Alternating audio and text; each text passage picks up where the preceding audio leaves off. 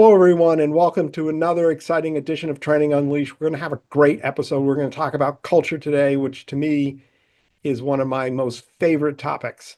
On behalf of the Learning Network, welcome to the show, and thank you to my sponsors, C-Suite TV and C-Suite Radio. With me, I believe, the founder of BetterCulture, Brett Hoogeveen, and we're going to spend time talking about culture. There's a great quote, Brett, from Peter Drucker. Is it breakfast or lunch? And share the quote with everyone. Yeah, I believe it's breakfast. He says that culture eats strategy for breakfast. Yes. Yeah. Why do you think that's true, assuming you think that's true?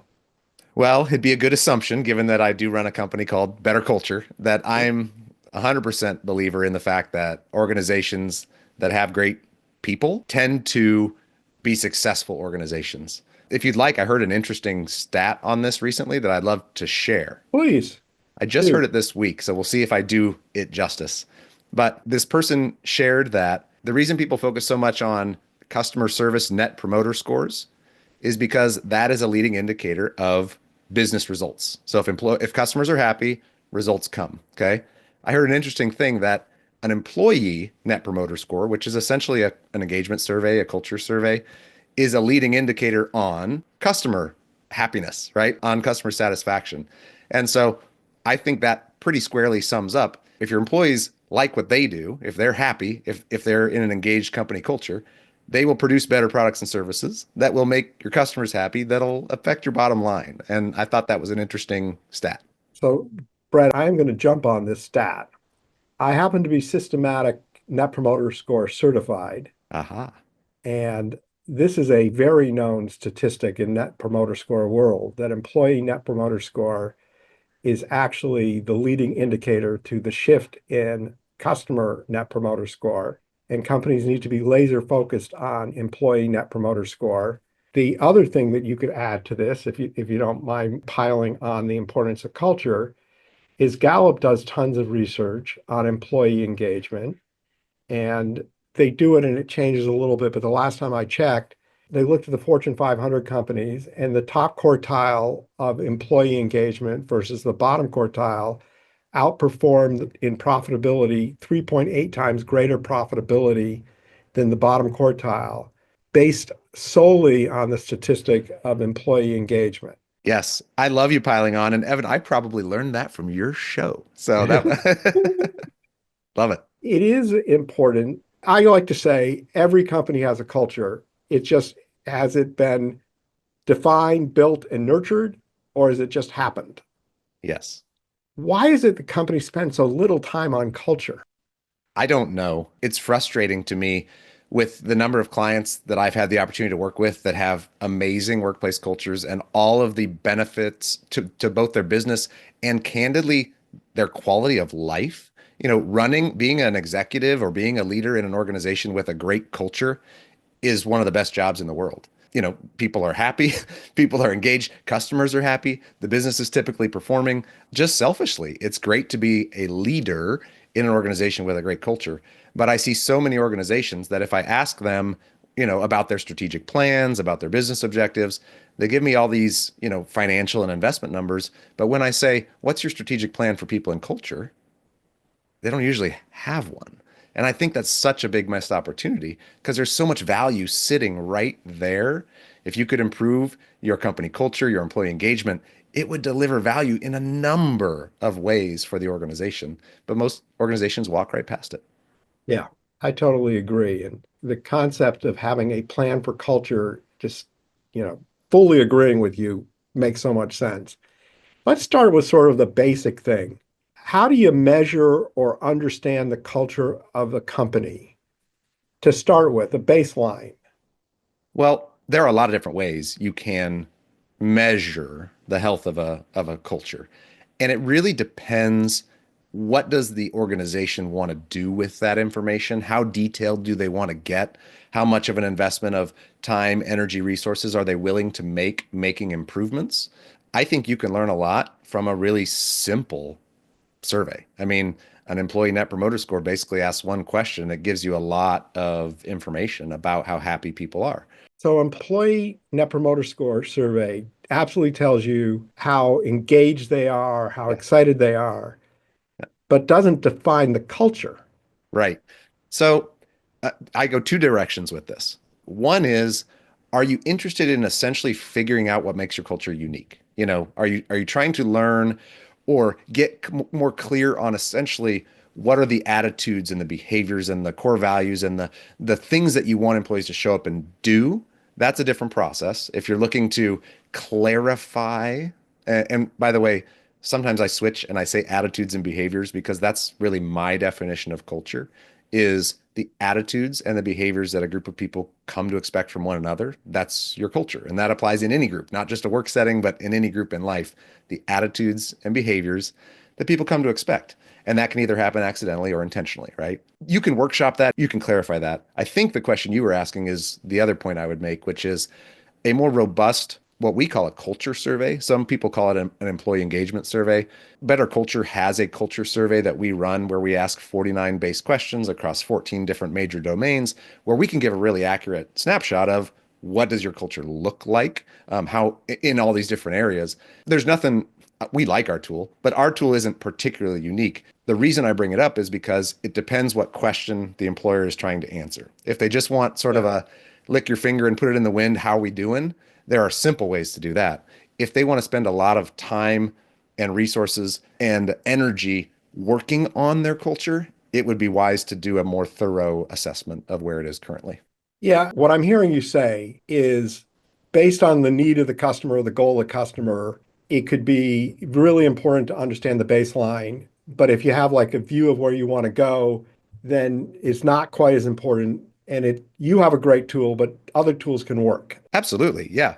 And my biggest piece of advice, if on the topic of measuring culture, is don't ask your employees to fill out a whole bunch of surveys if you're not going to do something about it. Because I've seen a lot of examples where continuously surveying employees, but employees don't see any change or any effort, actually hurts culture. Well, why should I give you my opinion if you're not going to do anything with it? Right. It's interesting you say that. And I'm going to add on, first of all, totally agree. I'm going to add on to it. Not sharing the results of the survey Hmm. is also a big negative because if you do a survey with all the employees and they all do the survey and they all want to know what the results of the survey say, Hmm. and you don't share the results of the survey, they all assume that it was bad. Have you ever heard the term mushroom management? No, I have not. Mushroom management is where the employees are kept in the dark and fed manure. So not something to aspire to then. No, not something to inspire to. And, it's interesting. I've had several turnaround experiences in my career. And a lot of times, the first thing I do in a turnaround experience is I share financial information with employees. Mm. In a bad financial situation, prevailing opinion is they're just going to all go look for other jobs. But what actually happens is that you build trust with the transparency. Yeah, And that when you share where you're at and a clear vision of where you're going and what it's going to take to get there, there's trust and respect, and people want to help and support making that happen. I agree. May I build on that? Would you mind? Please. So when we do leadership training, one of the areas that's unique that a lot of other leadership programs don't focus on, which I think is a missed opportunity, is what can you do as a leader or as a management team to help people feel like it's their company? Now, Yeah. it doesn't matter to me how you're structured, for profit, nonprofit, government agency, anything in the middle. I still want employees to feel a sense of ownership for the things that are happening in their company. And when you deprive people of information, it undermines that. When you share information, when you bring people under the tent, it allows people to lean forward and feel like they're a part of something. And that's at the heart of engagement is feeling like people are part of something. So I love your example. So we've talked about the importance of culture. Hmm. We've talked about the measurement of culture and how to understand it. Let's just say, for the sake of argument, someone's listening and saying, okay, I get it. I'm there. I don't even know what we want our culture to be. I mean, I know we've got a mission statement. I know we've got a vision statement, but a mission statement and vision statement and values are not necessarily culture tools. They can be part of it, Hmm. but ignore the tools. The real question I'm asking is how do you decide what your culture should be? And then the follow-up, don't answer this yet, would be how do you get from here to there? But Hmm. how does a company, so you meet with a company, you do an employee net promoter score, you do a cultural context survey, you share the results. And, I'm there, I'm the CEO of the company, and I go, Brett, what do we want our culture to be? How do you go about that? I think that's a challenging question for a lot of organizations. I would say 5% of the companies that I work with have a very clear vision for that already. They take unique pride in their organization. They feel that their organization is separate and distinct in the way that in their ethos, in the way that they show up, in the things that they value, the things that they talk about, the way that they hire, the way that they, et cetera. And so for that 5%, they don't need the answer to that question that you just asked. For many other organizations, they can't very clearly spell out what they want their culture to be. Okay, so I said it's attitudes and behaviors. What are the attitudes and behaviors that we want to define our culture? The bigger the system, let's say if a smaller company, that culture often gets set by the larger personalities, by the ownership, by et cetera, by entrenched leadership, by the founders of the company. Larger systems are where you see real challenge with that because they've been through a lot of transitions of leadership. It's a larger institution, et cetera. And in those cases, I think organizations would be best suited instead of trying to, and might be controversial, but instead of trying to come up with a really culture that's unique to them, I think they should look at universal things that employees value and appreciate in groups that they associate with, in teams that they're a part of, in cultures. And that could be, there are a lot of things out there. We have a unique take on that from our own company's perspective. But I think focusing on basic, and I don't want to just promote what I'm talking about, but so I want to put a period there and just say that there are basic things that if you say, what do people like from a manager? What do people like from an employee? A coworker. How can we get more of that? And if you'll do that, you'll be improving your culture. Okay, I'm a little confused. Okay?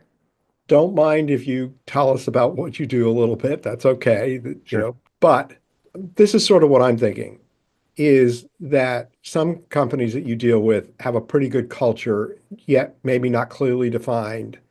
And they're looking to massage it and just take it to another level and build tools for new hires to make sure you're hiring people that are consistent with the culture because a culture happened, it's a good culture, but it happened by accident and you want to now professionalize your culture.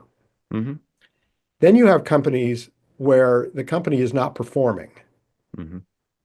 and you have some people that are good stewards of what culture should be, but yet hasn't yet been defined. Let's just take the conversation to you got a company that's doing okay, not doing great, wants to do great, willing to invest to do great, and there is a fuzzy culture or a culture that, where people do show up, do their 8 to 5, leave. Yeah. They're not clear understanding of, how they take care of their customer, etc. But let's just take the bad situation. I just took over. I'm new CEO of this company. This company's been underperforming. We're profitable, but we're underperforming the industry. My goal is to grow this company. I'm about to start to answer my own question, so I got to stop right there. Ever feel like your training sessions are getting a little old, a little tired? Want to add some excitement with some extended reality, virtual reality, augmented reality, 360 training? Well, you can do that today with the Learning Network. Your employees can immerse themselves in real world scenarios, boosting engagement, more importantly, increasing knowledge retention. Learn more today by going to learning.net and book a demo and learn all about extended reality training. The time is now. Where do you go from there? Well, because there are, in a turnaround, there would be a lot of answers leaders might give. I'll speak culturally. Okay. Yeah. One of the goals that we have, that we ask our clients to consider, and it's a lofty one, is to say, make it a goal, doesn't have to happen tomorrow, that every employee in this organization will report to a fantastic supervisor. Okay. So a simple way to think about culture is better leaders and better teammates. Okay. So if we can make progress on having managers who are better leaders, who people like working with and for more, who can engage their teams better, we're improving our culture. If we can make progress on how every employee shows up as a teammate, we are improving our culture. We like to think of that as working with organizations both from the top down and from the bottom up on how we drive improvement in our culture. And so everyone has a role to play, leaders and individual contributors alike. So this leads me to a really good question because I think maybe this is the heart of my confusion Hmm. and it has to do with Peter Drucker. What's the difference between strategy and culture? Let me think. I would say culture is the destination. It's also where you are currently, but it's a state, right? And strategy is how you're going to get there. So if your objective is to create a better culture, increased employee engagement, which will increase all those business metrics that we're looking for, then the question is, how do you do it? What are the things you can do strategically to make sure that you're making progress? And I'd be happy to share some thoughts on that if that's the direction you want to go. That sounds great. Great. Well, I think of strategy around culture in five pie pieces, five areas. And number one is the executive team of the organization. So, does your executive team have clarity on the culture you want to have? And do they have a strategy? If I said, what's your strategic plan for making this a better place to work 3 years from now than it is today?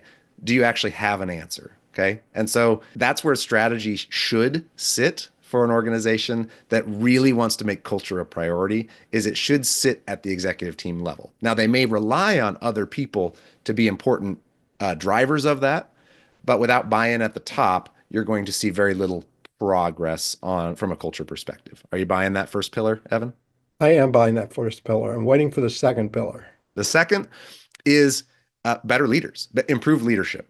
If I ask an organization, what does it mean to be a leader in your company? Most organizations don't have a clear answer.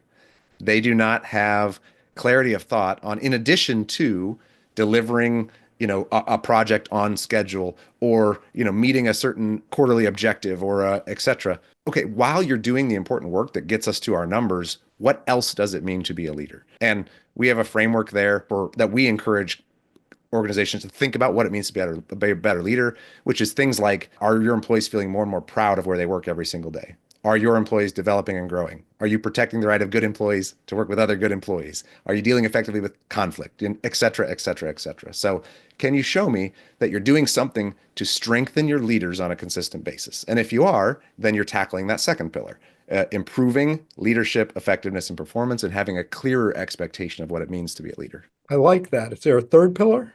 The third pillar, yeah, is really relates, and this one is a kind of a big one, but it relates to HR and people operations. And are your incentives, are your evaluations, are your onboarding processes, your employer brand, does it all align with this idea that culture matters and the direction that we're going? And so HR has a role to play here, or your training team, or your all the things that fit under that. What are the actual initiatives and the structural things that we're putting in place? Could be everything all the way to employee evaluations, and how are we evaluating people in this organization? If we say culture matters, but we don't have something that aligns that's in all of those personnel processes, then we're probably not going to see the traction that we need to. So that's the third piece. Okay. Is there a fourth? So the fourth, I'll skip pretty quickly. This one really applies to larger organizations most, but it's what are you doing to develop emerging leaders? How are you building your bench strength? And that could be sort of culture champions, people that they may not be in management roles currently, but they believe and they're excited about the type of employer that you are or that you are becoming, and they help row the boat on teams, et cetera. They bring energy and they're developing as leaders as well. So that's the fourth bucket. Can you show me you're doing something to continuously build the bench strength of people that can drive that culture into the future? I think it's really important to your point that you have good succession planning Yep. and that the mark of people that deserve to be promoted is how well are they a cultural fit in the organization. So Yes. I want to ask you a pointed question, I guess. Yeah. You have a company and you have a performer who is exceeding 2 to 3x other people. I'm going to pick this role to be a salesperson, Great. but he's bad or she is a bad cultural fit. Yeah. What do you do? Because on one hand, you really like the production. Hmm. On the other hand, they treat people with disrespect. They have an attitude about them. They're Hmm. very demanding. And what's a company do? Well, there are really four things you can do there. One is you can just put up with it, which I wouldn't recommend, but a lot of companies do. They're the big producer, they have the most power, etc. What is the cost of keeping up? There's a big cost in engagement, big cost. As far as other employees and how satisfied they are with their role, how motivated they are to perform, how long they want to stick around, right? Yeah. So, what we often see, and I would not advise putting up with it, but I have a very specific client that had the same situation several years ago. They waited 2 years to finally make a decision and part ways with that individual. And over the next quarter, the 8 or 9 salespeople that worked around that person more than made up for that person's productivity. And that's just an N of one. But they said the rest of the team performed so much better that we were actually better off from a metrics perspective after the fact. And I've heard that many times over, although each case will be unique. Okay, that's one. I Yeah, know there now are let's see if I four. can remember all four ahead in my head, Evan. So the second is you can coach them, you can push them. Don't make a change, but don't put up with it and say this is an expectation. And what I find is many times people aren't as direct with their feedback or their coaching or as insistent on their expectations around cultural things because it feels soft and squishy. And so sometimes that person just needs a more assertive approach, a more direct approach, an approach that says, I mean business. I can give you a funny anecdote here if you're interested. We had an executive that we worked with who I just loved, who got culture. And they actually, this is not HR advice, okay? But they actually pulled one of these employees aside that was a high performer. And they said, hey, I don't know how to tell you this, but I just pulled your two closest coworkers in and gave them a raise that I'm calling hazard pay because every day we say culture matters in our business and I'm failing these two employees because I'm asking them to continue to work with you. Okay. We've coached you. We've worked on these things. You haven't changed. And you're so gosh darn important that I'm not letting you go. But I did feel like I had to make it equitable to these two folks that have to work so closely with you. And I gave them a raise earlier this week, and they know why. And he said it was the first time this employee had ever sort of broke down and got emotional and really heard the message of, am I really that hard to work with? And he said, yeah, you are. And that person changed. That person reformed. That person heard the message. So when I say coach them and work with them, really be creative, be insistent, find ways to really try to get the message through. Do you use 360s at all? And You can. You absolutely can. okay, I think you're either at two or three of the four. That was two. Let's see if I can get the rest of the way through. I may or may not be able to get what I had in my mind originally. The third would be what I call structural modification. So just, okay, they're really hard to work with. You know what? We want to keep you here, but we've given you your own office suite and a separate entrance. Like do something to make it so this person is not so central. Keep them on the team, but remove their reporting structure. Let them work remotely. Do something to change not their role, but the amount of impact that they have on others. And I'm serious about that one. That is an overlooked strategy that people don't think of as often as they could or should. If they want to keep good performers that are tough on people, just separate them from the people. Okay. That's third. And fourth is let them go, fire them, Yeah. because what you will often see is other people will step up in their absence. You will see that they were holding others back because of the just toxic influence that they're having. I can tell you from experience that I've had people that are, had this issue who have changed and it's blossomed the company. Hmm. And I've had people that have not changed, unwilling to change. And when they leave, it blossoms the company. Yeah. Either one is a good thing, right? But you've got Yeah. to put some energy into it one way or the other. The status quo is not the answer. I Yeah. promise you that. I think ties to your pillar two a little bit is providing them with a professional coach to help them really learn how to develop those skills. Because a lot of times the reason they are a bad cultural fit have to do with built-in, hardwired emotional things based on, frankly, how they were treated as a child, which is hard to say. I've enjoyed this conversation. I think I've hit you with some of the hardest questions of any of my guests. I can't tell you how much I believe in culture as being the key to the success of a company. And I know that our listeners care about their companies and they care about training and et cetera. And they want to know more about you and better culture. And feel free, you've earned it. Tell everyone about your company and who you like to work with and how people can reach you and et cetera. Wonderful. Thank you. Yeah, Better Culture is an organization that's on a mission to make the world a better place to work. And we do that because it's good for business and it's good for people. Okay. It's good for customers, it's good for communities as well. But there's such an untapped potential when it comes to employee engagement and culture. And we want to see more teams and more organizations realize that potential. We do that primarily in four ways for our organizations. We have four primary services that we offer. And one of those services is facilitating executive strategy retreats. I said earlier in this call that very few organizations at the executive team, they'll have a 5-year strategic plan for a whole bunch of things. But if you say, what's your plan for people and culture? It's usually not on the roadmap. And so particularly when organizations know that people and culture is important, we can help top teams design a strategy that will move the needle over quarter over quarter over quarter. So that's number one is executive level retreats and strategy. Number two is we do leadership training. We do in-person leadership training. We have video-based courses. We do a live event once a year in the Nebraska area where I'm from. We really believe in up-leveling leaders' skill sets.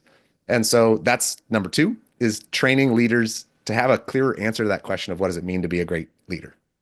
The third thing that we do is culture surveys. I mentioned that earlier. We can help you measure your culture, find a few areas that opportunities for improvement. We never find problems. We only find opportunities to make progress, which is what it's all about.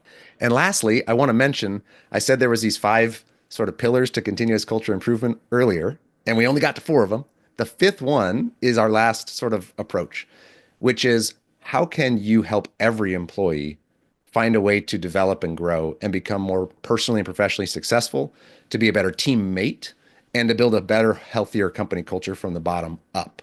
We actually have a software product, a very innovative toolkit that we've built there that helps organizations that want to invest in every employee and build a healthier culture from the bottom up. Yeah. I love that last one. Yeah. Thank you. So how do people reach you?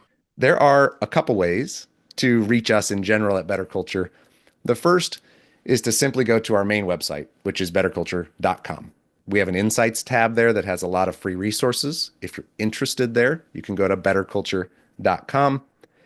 If you're at all interested in that last little thing that I said, that new product is actually the 20 tenets of culture, TENETS of culture. And if you go to 20tenets.com, 20tenets.com, you'll get to learn a little bit more about this innovative approach of thinking about investing in every employee and building culture from the bottom up. Okay. Love the URL, betterculture.com. Easy, coup to get it. Congratulations. Thank you. Okay.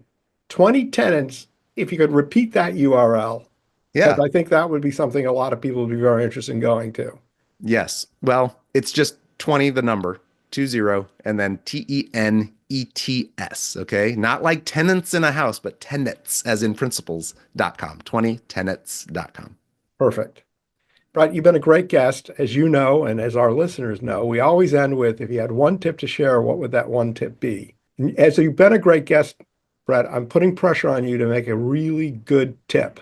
There are 2 I'm torn between. You can share 2. I have power on this show. Do you? Okay. You can share both. All right. I'm going to do 2, but I'll do them concisely. The first is there's so much power in continuous improvement. Okay. When it comes to anything in your business, anything in your life, you don't ever go from 0 to 60 in a short amount of time. It takes a lot of little things. And so culture is no exception. So if you don't have a strategic plan, if you're not working, if you can't tell me how all those different 5 pie pieces I laid out are better, month after month, quarter after quarter, that's the only way to get better at this is to stack up lots of little things. And so that's number one is have a plan where you can show me what continuous improvement is going to look like on your culture. That's number one. Number 2 is a statistic I just heard, and it has blown my mind. I'm just spinning on it. And this was, I can't remember the gentleman's name. But, and he said 69% of managers are uncomfortable giving feedback on soft skills related things. Wow. This has blown my mind in the last week. And I'm trying to think, what is the impact on organizations and on culture when managers aren't comfortable talking about culture, basically, like attitudes and behaviors. And so I don't have the solution yet, but I want to bring that to your listeners' attention. If you inside your organization, if you're not doing something to help managers have conversations about this culture stuff, they're not going to do it. Right. And so I know that's not a tip, but I think it's so interesting and so important in businesses. I'm going to build on that tip because I believe that there should be themes of training taking place throughout a company throughout the year. And you take a month, and right now we're at the end of February. The show's probably in May.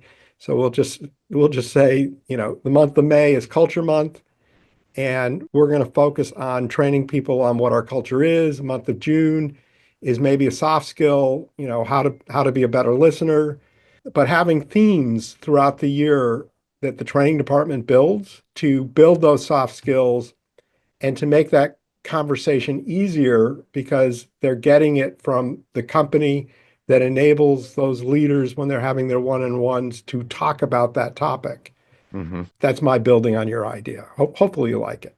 I love it. I love it. And if you don't mind me saying, that 20 tenets product, what we've built is like a system that does that. But increasingly, I'm starting to think what managers and what companies really need is a toolkit. They need ideas on what can we do to help our managers upskill those things.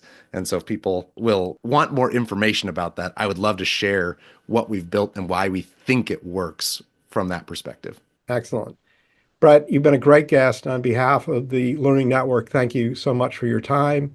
I want to also thank our listeners and viewers. Without you, we wouldn't have a show. I also want to thank C-Suite TV and C-Suite Radio for being our sponsors of the show. Everyone have a fantastic day.